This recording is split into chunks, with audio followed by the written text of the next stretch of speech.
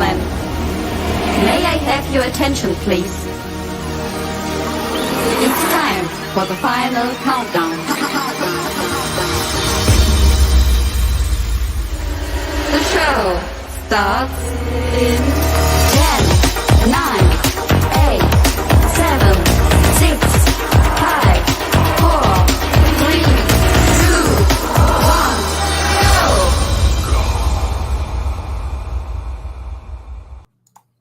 And welcome to this edition of Doc Taking on the Mormon. I'm your host, Doc. You are in Doc's clinic. Let's get this show on the road.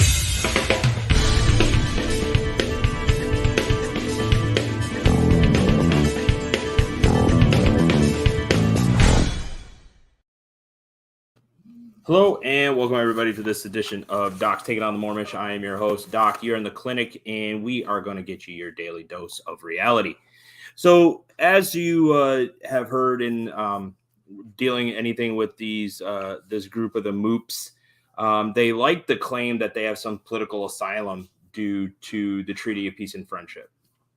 Well, the Treaty of Peace and Friendship has nothing to do with anything. It doesn't give them any diplomatic immunity. It doesn't put them outside our laws. It doesn't make them foreign nationals. It doesn't give them anything. The treaty is actually called a Treaty of Amity and Commerce. So it has nothing to do with any sort of protection or putting them, like I said, outside our laws here in the United States of America. Again, I'll reiterate, this isn't west of Mexum or north of Mexum or whatever they want to call it. This is not the Kingdom of Morocco. This land is the United States of America. And as much as they don't like that, that's what it is. Again, it's their fallacy, the mysticism that their great fake prophet, Mr. Drew Thomas, quote unquote, Noble Ali, whatever he wants to call himself. So with that, I figured it's time we kind of go over this treaty a little bit. And Yale University, I'm going to go ahead and share their site here. Yale University has a great, well, let's see if it'll let me do it. They have a really good site that they use. And it is quite impressive. I'm very impressed with this. We'll go ahead and share this. There we go. Yeah. And this is their article discussing, I'm going to zoom this out a little bit more so we can, there we go. On the whole treaty with Morocco, June 28th and July 15th, 1786. This was in effect, these are the Barber treaties or Bar-bearer treaties.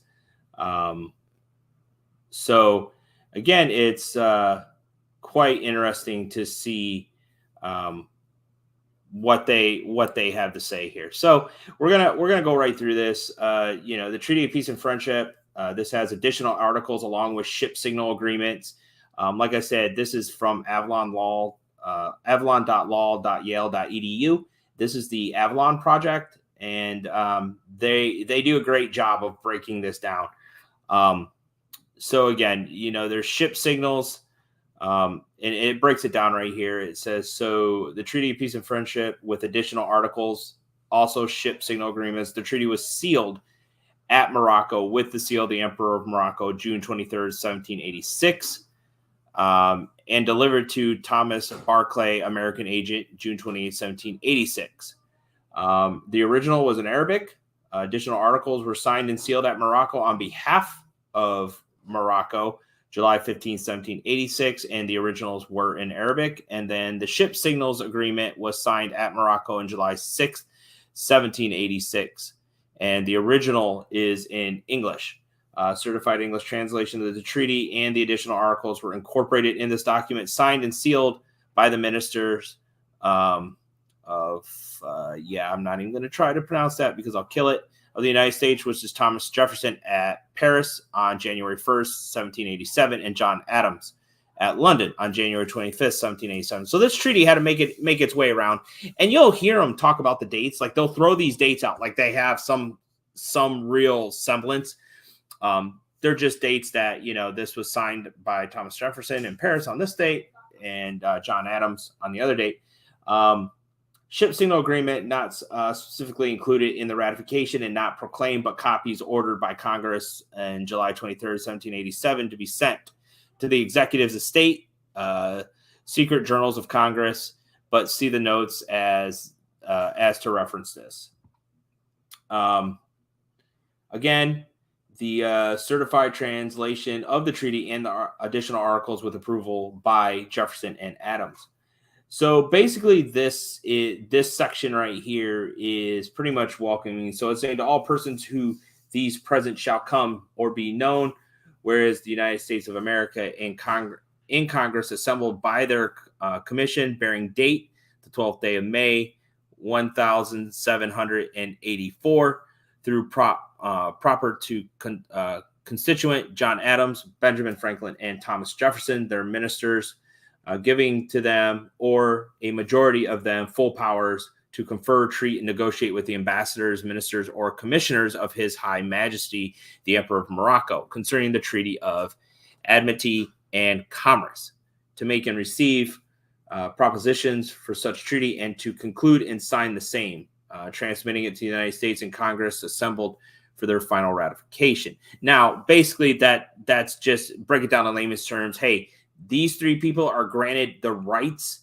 to bargain, to make, to negotiate this treaty, and to sign this treaty.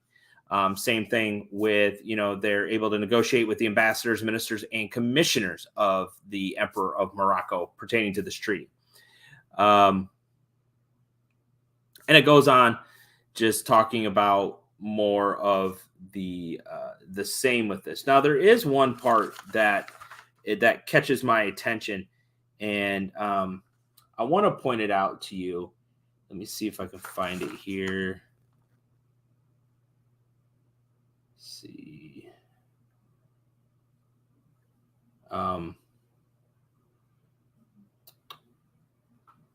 Let me see if I can find that, because it is. All right. There.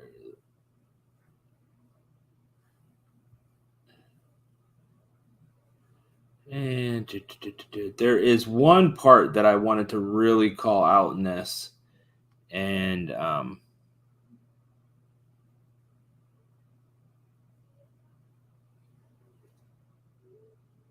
well, the one section, the Treaty of Amity and Commerce, that's basically what it is. It is a treaty of commerce.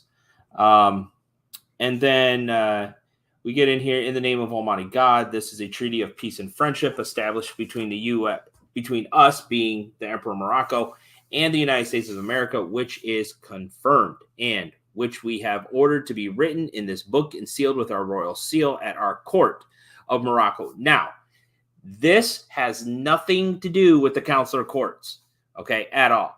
Court back in this day and age, if you do some research, what that meant was it was the trusted advisors, the families, the lords, the ladies that were there within the presence of the king. They were his highest advisors, okay? Has nothing to do with the Council of Court at all. And I know they like to pull out, see where it says Court of Morocco? That's talking about the Council of Court. No, it's not. On this 25th day of the blessed month of Shaban, in the year 1200, trusting in God, it will remain permanent. We declare that the first article of this is, we declare that both parties have agreed that this treaty, consisting of 25 articles, shall be inserted in this book and delivered to the Honorable Thomas Barclay, the agent of the United States, now at our court. So basically, Thomas Barclay was there in the presence of the Emperor of Morocco, attending his court. And if you've ever seen shows like Rain or The Tudors, anything along those lines, that's the court, his most trusted advisors, all those people that were always in, quote unquote, the throne room. They were his court. They were his trusted advisors. They followed him everywhere. So, and then it goes on to say, with all approbation, it has been made, and who is duly authorized on this part to treat with us concerning all matters contained therein. Okay. Article 2.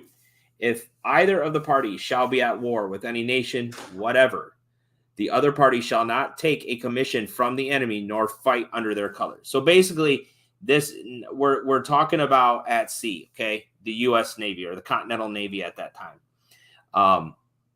They're saying nope. If we're fighting, if the Empire of Morocco is fighting with Spain, well, the United States of America is not going to take up Spanish colors and go fight against Morocco. If either of the parties shall be at war with any nation, whatever, and take a prize belonging to that nation, and there shall be found on board subjects or effects belonging to either of the parties, the subject shall be set at liberty, and the effects returned to the owners. And if any goods belonging to any nation with whom either or the party shall be at war shall be loaded on vessels belonging to the other party, they shall pass free, unmolested, without any attempt of being made to take or obtain them. So basically what this says is if the U.S. is at war with Spain and we take a prize belonging to that nation, and there should be found people, subjects, or effects belonging to either of the parties, the subject shall be set at liberty, so the prisoners shall be set free, and the effects returned to their owners. So say they capture a Spanish boat and they take 4 or 5 prisoners and they pull, whatever from them, say a necklace or a ring or something. Well, according to this treaty, they're supposed to let them go and give them back their effects that they took from them. Okay. And if any goods belonging to any nation with whom either of the parties shall be at war shall be loaded on vessels belonging to the other party, they shall pass free and unmolested without any attempt being made to take or detain them. So basically what that's saying is if we got on board and we found a bunch of goods, say a bunch of tables were made, we would put those on another vessel and they'd get sent to their home country, to that country. We wouldn't take them. And we wouldn't follow them or attempt to detain them. Let's see. A signal or pass shall be given to all vessels belonging to both parties by which they are to be known when they meet at sea. So basically, hey, we're friends, that kind of stuff. That's what the sea signals were. And if the commander of the ship of war of either party shall have other ships under his convoy, the declaration of commerce shall alone be sufficient to exempt any of them from examination. So when these commanders would go out in their boats and their ships, and they said, hey, you're going to be coming around Morocco, you're going to be coming up that way, you need to have this document. So it just says the declaration of the commander shall alone be sufficient to exempt any of them from examination. So that back then, declaration of authority or command to that commander, all he has to do is show that and say, you have to let us pass. You cannot search our ship. Number 5, if either party shall be at war and shall meet a vessel at sea belonging to the other, it is agreed that if an examination is to be made, it should be done by sending a boat with 2 or 3 men only. And if any gun shall be bred and injury done without reason, the offending party shall make good all damages. So basically what they're saying, if we meet at sea and it's agreed upon and it's agreed that there needs to be an examination done because, say, maybe we came out of an area that is known for piracy. They would come in, but they would only send 2 or 3 men. And again, if a gun was to be used and injury was to be occurred, we would be held accountable and vice versa. Now, so far as you've seen this all has to do with shipping. Okay, commerce, war, and war at sea. This has nothing to do with any protections to any of these idiots that claim this treaty protects them from everything. I don't know where they're reading this. This is pretty much plain as day. Even the original text off to the side or right underneath it gave a very brief description of what it meant. So again, I don't know if somebody gave them a modified copy of this saying, oh, here, this is our treaty that protects us. Now, here's this right here. If any more. So what that would mean is any member of the Moroccan Empire, okay, shall bring citizens of the United States or their effects to His Majesty, the citizens shall immediately be set at liberty, okay, or free, and the effects restored. So say you didn't have any ID to say, yes, I'm an American, I'm here for commerce, right? And say a Moroccan police officer brought you in front of, or security brought you in front of the emperor. They would look at, okay, has he done anything wrong? No. Okay. He's from the United States. Yep. He is set free, and give him back his stuff. And the same thing likewise. And it's right here. It says, and like manner, if any more, not a subject of these dominions shall make prize of any of the citizens of America or their effects, and bring them in to any of the ports of His Majesty, they shall be immediately released, as they will then be considered as under His Majesty's protection. So if there's another Moroccan, okay, because the Moroccans weren't Moors, or they didn't hold that title.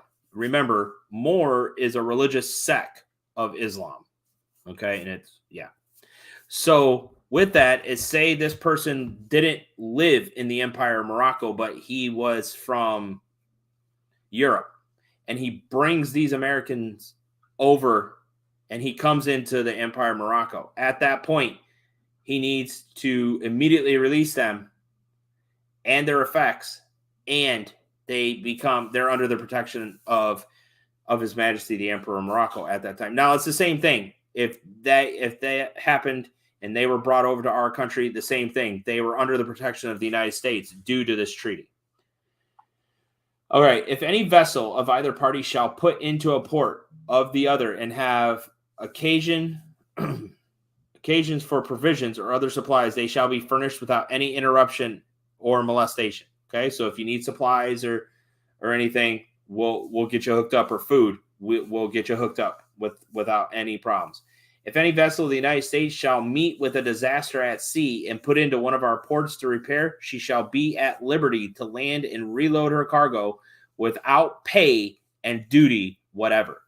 So what that means is, say there's a supply ship and it got hit by a huge storm at sea and it lost its cargo, or it lost a good portion. It could come back into port and request whatever they were saying. If they had it, they would get it without having to pay for it and any duty whatsoever. No tax. That's what that duty stands for. That's another word for tax back then. They still do it. You go to the airport, you got the duty-free shop. Usually because you're in an airport, it's kind of like a non-tax zone is what it is. They don't charge it. You don't get charged sale tax. So, all right. And I think that was supposed to be 7 and 8. 9, it just jumped away. 9, if any vessel of the United States shall be cast on shore on any port of our coast, she shall remain at the disposition of the owners, and no one shall attempt going near her without their appropriation. Okay, basically what this says is, if you ran aground anywhere within the Kingdom of Morocco, no one is supposed to touch that ship.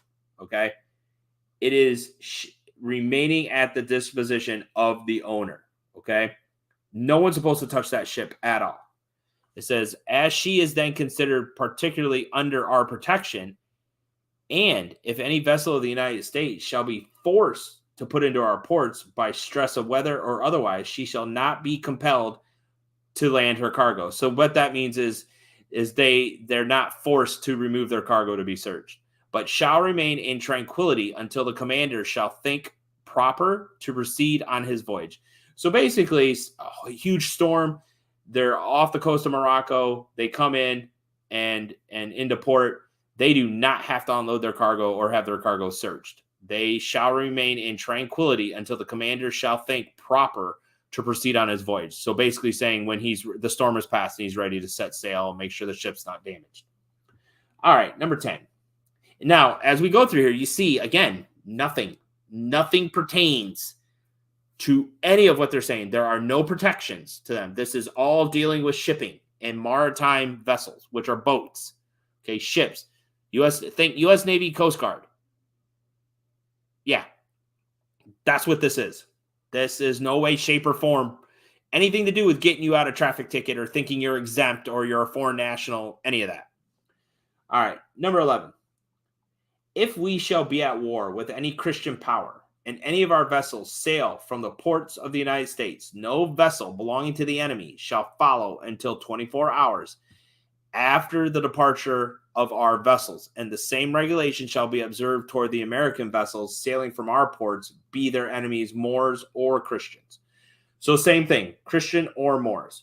It goes both ways. Basically what this is saying is I'm giving you a full day's head start to get your butt back to your home, is what I'm saying. So the ship can't start to attack or follow you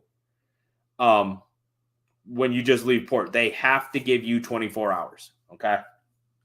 Number 12, if any ship of war belonging to the United States shall put into any of our ports, she shall not be examined on any pretense whatsoever, even though she should have fugitive slaves on board, nor shall the governor or commander of the palace compel them to be brought on shore on any pretext, not require any payment for them.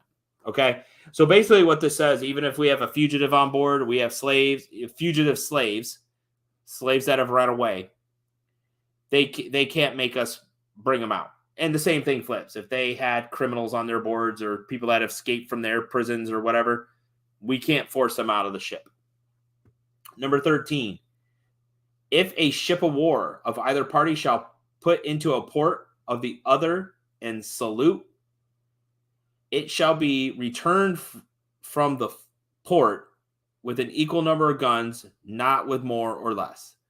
So it comes in, the party shall put into port of the other and salute. It shall not be returned from the port with an equal number of guns, not more or less. So basically what it's saying, if a ship of war comes in, no matter what party, no matter what port, they're not going to remove guns, okay? These guns will stay there, and then it will leave with the same amount of guns that it came with. It's not going to have any more. It's not going to have any less.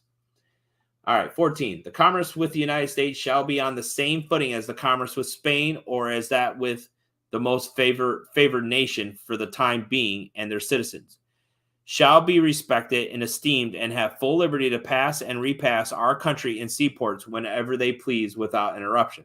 So basically what it's saying is if we have to sail past the port of Morocco, one of their ports or several of their ports, to get to wherever we're going to trade with, nobody's going to come out and mess with our ships. Same thing for them. Merchants of both countries shall employ only such interpreters and such other persons to assist them in their business, as they shall think proper. No commander of a vessel shall transport his cargo on board another vessel. He shall not be detained in port longer than he may think proper. And all persons employed in loading or unloading goods or in any other labor whatever shall be paid at the customary rates, not more and not less. Basically, this is saying, hey, you can employ interpreters and other persons to assist you with your business. Treat them right, pay them right, and the commander of the vessel needs to transport his own cargo on his ship, not another ship, is basically what that's saying. 16, in case of war between the parties, the prisoners are not to be made slaves, okay? So if we take some of their people, they take some of ours, they're not slaves. But to be exchanged, one for another, captain for captain, officer for officer, and one private man for another. So it's a one-for-one exchange for another. And if there shall prove a deficiency on either side, it shall be made up by the payment of 100 Mexican dollars for each person wanting, and it is agreed that all prisoners shall be exchanged in 12 months from the time of their being taken, and that this exchange may be effected by a merchant or any other person authorized by either of the parties. So we take some of their prisoners, they take some of ours. We say, hey, we're sailing over to you. He's going to be on this merchant ship. So this merchant ship comes into port. He has his prisoners, or the prisoners that we're exchanging, and says, hey, I'm here to exchange prisoners from that battle we had, 8 months ago. They swap, everything's good. And as long as nobody's missing, you're going to get paid. If somebody's missing, you're going to get paid in 100 pesos. It's weird that they put that there, but I think I understand why. I'll have to research that a little bit more. It's kind of interesting. Merchants shall not be compelled to buy or sell any kind of goods, but such as they shall think proper. So you can't force anybody to buy or sell anything they don't want to. And may buy and sell all sorts of merchandise, but such as are prohibited to the other Christian nations. So say, for instance, merchant comes to us and they sell us this weird thing, but every other Christian nation says, nope, you can't sell it here.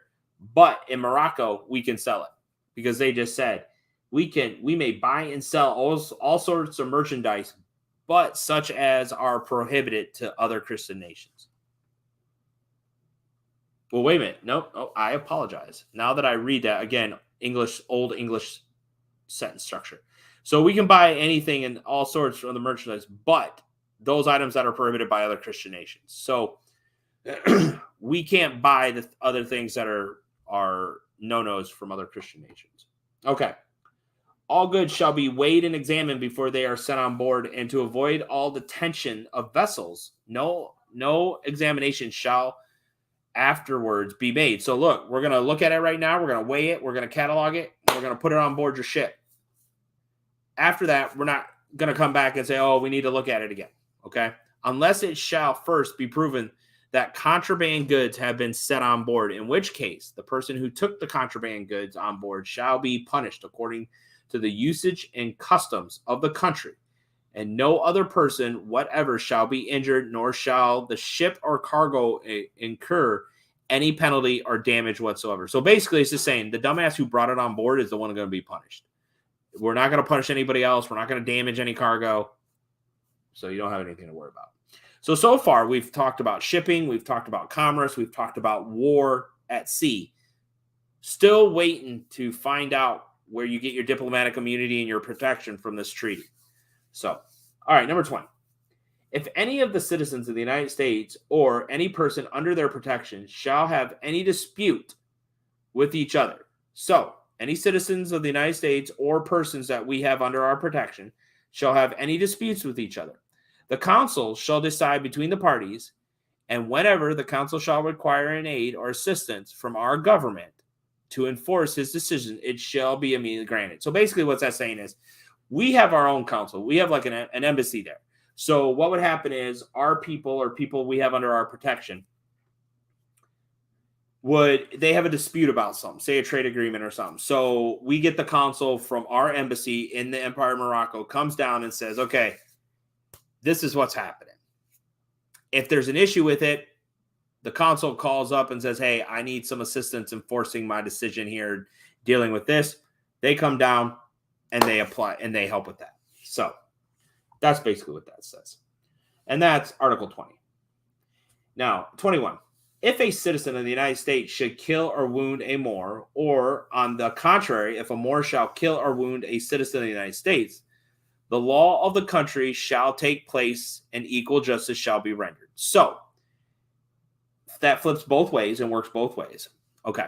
The consul assisting at the trial, and if any delinquent shall make his escape, the consul shall not be answerable for him in any manner whatsoever. So again, the consul is going to assist in the trial, and if the accused escapes, they're not to be held responsible for that person escaping. That's not their fault. So that's what that says. 22. If an American citizen shall die in our country and no will shall appear, the consul shall take possession of his effects. And if there shall be no counsel, the effects shall be deposited in the hands of some person worthy of trust until the party shall appear who has a right to demand them.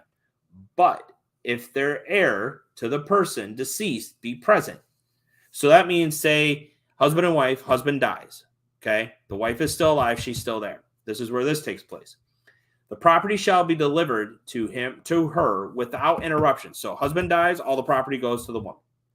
And if a will shall appear, the property shall descend agreeably to that will. So if the will says, yeah, my fields I have here, and the store I have here, and the ship I bought here, well, those all go to these people. So here's what happened. The property shall descend agreeable to that will. So whatever the will says, that's what happens. as soon as the consul shall declare the validity thereof. So they want to make sure that will's legit, and they're going to do their due diligence. That's what that states. So, all right. 23. The consuls of the United States of America shall reside in any seaport of our dominions that they shall think proper. So we probably, depending on how close seaports were to one another, we probably had a consul in every other seaport or every seaport, like I said, depending on how far apart they were.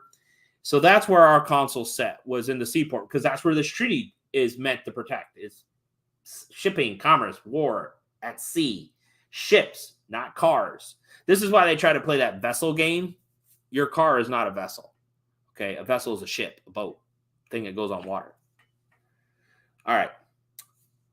And they shall be respected and enjoy all the privileges with the consuls of any other nation enjoys. Okay. And if any of the citizens of the United States shall contract any debts or engagements, the consul shall not be in any manner accountable for them, unless he shall have given a promise in writing for the payment or fulfillment thereof. So basically, if I'm the consul and my friend comes and he racks up a bunch of debt, say gambling, okay, and he dips out, I am not responsible as a consul for his debt, okay, unless I write a note and say, yes, I promise to pay his debt.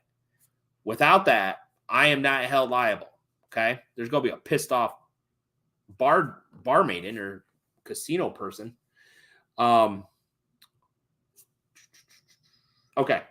Without which promise in writing, no application to him for any redress shall be made. So as long as I didn't put in paper that I would pay for it, I don't have anything to worry about. All right. Article 24. So we just dealt with debts. Okay. Again, that has nothing. It gives no protection, no nothing, anything to these Mopes. Nothing. Okay. 24. If any differences shall arise by either party infringing on any of the articles of this treaty, peace and harmony shall remain, notwithstanding, in the fullest force. So even if either side, okay, gets disgruntled about this treaty or about these articles, peace and harmony shall remain, notwithstanding, in the fullest force, until a friendly application shall be made for an arrangement, and until that application shall be rejected, no appeals shall be made to arms. Okay, so they're saying, okay, we're still peace and friendship. Here's this application to change this or add this. Nope, we're rejecting it. Okay, the application has to be rejected. Then and only then can an appeal be made, call to arms. And if a war shall break out between the parties, 9 months shall be granted to all the subjects of both parties to dispose of their effects and retire with their property.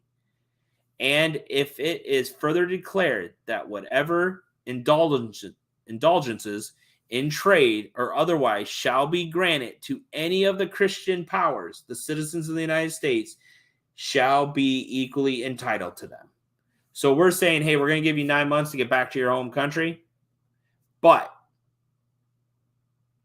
if it's declared whatever the indulgences of trade or otherwise are granted to other Christian nations, the citizens of the United States are still going to have that. Nowhere have I found anything that protects any of these current Mopes. Nowhere. Nowhere in this document does it even state it. Article 25. This treaty shall continue in full force with the help of God for 50 years. We have delivered this book into the hands of the before mentioned Thomas Barclay on this first day of the blessed month of Ramadan in the year 1200. Now, their date year is a little different than ours because they follow a different calendar during that time. Okay. I certify that the annexed is a true copy of the translation made by Isaac Cordonza Nuez, interpreter at Morocco, of the treaty between the Emperor of Morocco and the United States of America. Thomas Barclay. So, This is the Treaty of Peace and Friendship. All right. There is no protection. They claim this constantly. Oh, the treaties. No, none of the treaties do anything for you. Okay. And this just proves it. This is a reading of the treaty, and I'll put this link in the description of the video for you guys to the Avalon project. I'm gonna show you something here because it's quite interesting. Let me share my screen. What? You know what? There we go. That's what I want to see. Here we go. I want to show you guys something. So in this Avalon project, which is really cool that they do this, these are all the Barber treaties, the Barbary treaties, or the Barber treaties, however they're going to call them. And if you look in here, document collection, ancient, medieval, 15th, 16th, 17th, 18th, 19th century, and so forth. Well, if I want to look at these treaties, pardon me, here they are. So you have the treaty with Morocco, treaty with Algeria, treaty with Tripoli. I've heard this even being brought up. Okay. Doesn't make any sense. Treaty with Tunis, another treaty with Tripoli, a treaty with Algeria, another treaty with Algeria. You see what I'm saying? And here's this one here. Here's a treaty with Morocco in September 16th, 1836. And again, you know, we'll go through this one as well. Again, they were translated from Arabic to an English translation. These were signed in a different area. They were signed by a different person in the United States. And it was submitted to the Senate December 26, 1836. But if you look at this treaty, okay, this is the same exact treaty. Okay, so let's look at here. Article 21, same thing. If a citizen of the United States should kill or wound a Moor, or on the contrary, if a Moor shall kill or wound a citizen of the United States, the law of the country shall take place, equal justice shall be rendered, the counsel assisting the trial, and if any delinquent shall make his escape, the counsel shall not be answerable for him in any manner whatsoever. So this is the same thing. Nothing has changed at all. The treaty will continue in force. So this is a continuance of the treaty that was signed earlier in the late 1700s for 50 years after the expiration of which term the treaty shall continue to be binding on both parties until the one shall give 12 months notice to the other of an intention to abandon it, in which case the operation shall cease at the end of the 12 months. Consulate of the United States of America for the Empire of Morocco to all it may concern. So again, we have somebody different, J.R. Libby, citizen of the United States of North America, and now their resident consul at Tangier. He is the consul there, so he had permission to sign this and deliver it. And this was the one that was signed, 1786 to 1861, and then they updated it and re-signed it again in 1836. So nothing has changed. There's no granting of any power. There's nothing that gets you out of any sort of traffic ticket or violation. It just doesn't. Let's see. Oh, Pedro. Moors keep trying to use the treaty in municipal and state courts. These courts do not even have authority to consider treaties with foreign nations. Only the Department of State has that authority. Even international courts can do nothing but encourage sanctions if one or the other. Yeah, you're absolutely right. They keep trying to use this as like it's going to grant them some immunity over and over again. And they keep talking about it. And I really hope what happens and what is happening is that some of these judges and more will take place because the judge community isn't huge, okay? Especially in some states, because they're bigger, may have more than others, but that judge community is not that big throughout the United States. So I'm sure they're talking to one another. I'm sure these guys and ladies deal with this at least once a year with somebody who's going to try to pass this. And they're like, no, your treaty has nothing to do with this.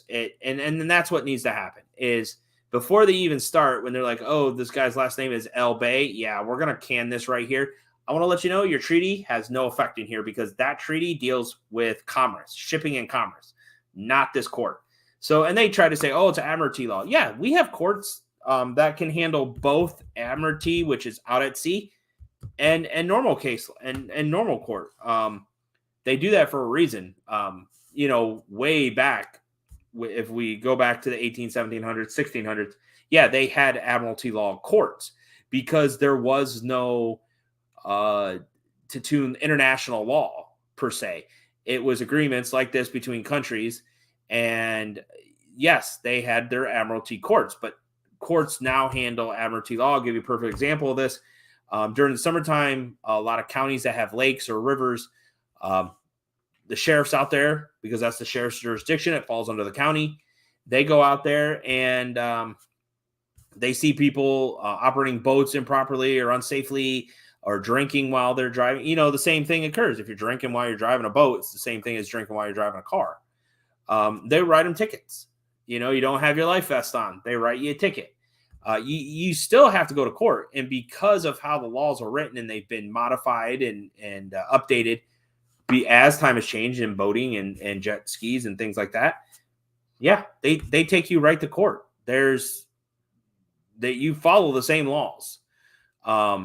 Just because you're riding a jet ski versus driving a motorcycle, the law still pertains that you got to have your safety gear on. Some states have helmet laws, other states don't. Kind of the same thing. When you're out in the boat, it's proven that life vests save lives and keeps you above the water so they can find you. Exactly. You're absolutely right. Yeah. International waters, things that happen once, 10 miles, 15 miles off the coast of is international waters.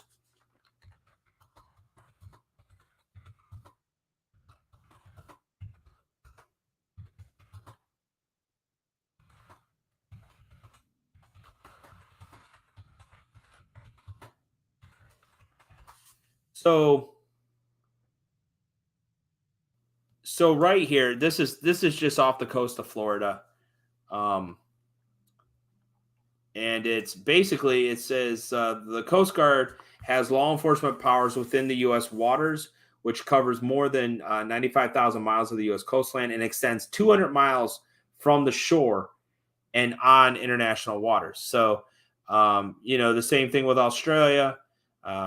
Australia has an exclusion economic zone, EEZ, that extends beyond the 12 nautical mile territory sea to a distance of 200 nautical miles.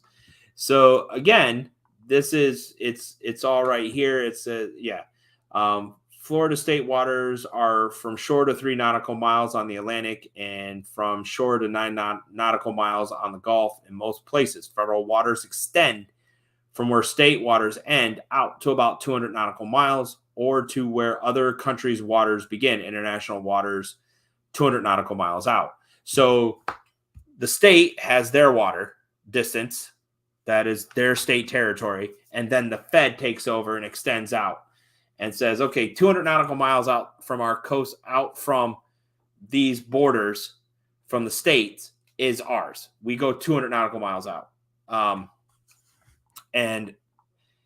And so that's, to give you an idea how far out international waters is, you got to float on a boat for a while to get 200 nautical miles out. But that's why we have the Navy and the Coast Guard to do their thing out there. So again, I regress back. As we looked at the treaty, it has nothing to do.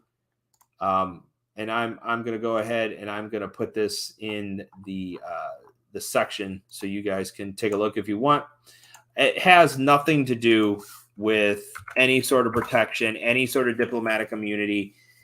It doesn't protect them in court. And I just hope more judges, and I think what I'm going to start doing is just, send it to the county clerk and say, please share this with judges if you have to deal with people that say they're foreign nationals or they're, and they want to bring up this treaty of peace and friendship. Well, this treaty has nothing to do. It doesn't protect you. Here's the treaty of peace and friendship. But But hey, I figured, we hear a lot about it. I figured why not have a discussion, make a quick little video on it 45 minutes later. And so that's what we have. So the link is in the chat. I will put it in the description to the Avalon project through Yale Law. Again, really good project. They're doing a great job of translating these documents and putting today's legal tense to it and the law at the time. So really good project. They're doing a good job over there. So again, I appreciate it. Hey, and I appreciate everybody for stopping in and catching this live video. I do have another one scheduled for tomorrow. And then I'm going to be getting out little snippets of things that just catch my attention when watching some of these stupid people do their thing. So again, I appreciate everybody. Thanks for tuning in. Remember to like, share, sub, and hit that bell notification so you know when my next video is going to be. We have 2 of them planned left. We're going to try to get a couple more out this week. And again, I appreciate it, guys. This is Doc for Doc Taking on the Mormish. And you guys have a great night. Doc's out of here. Take it easy. See you later.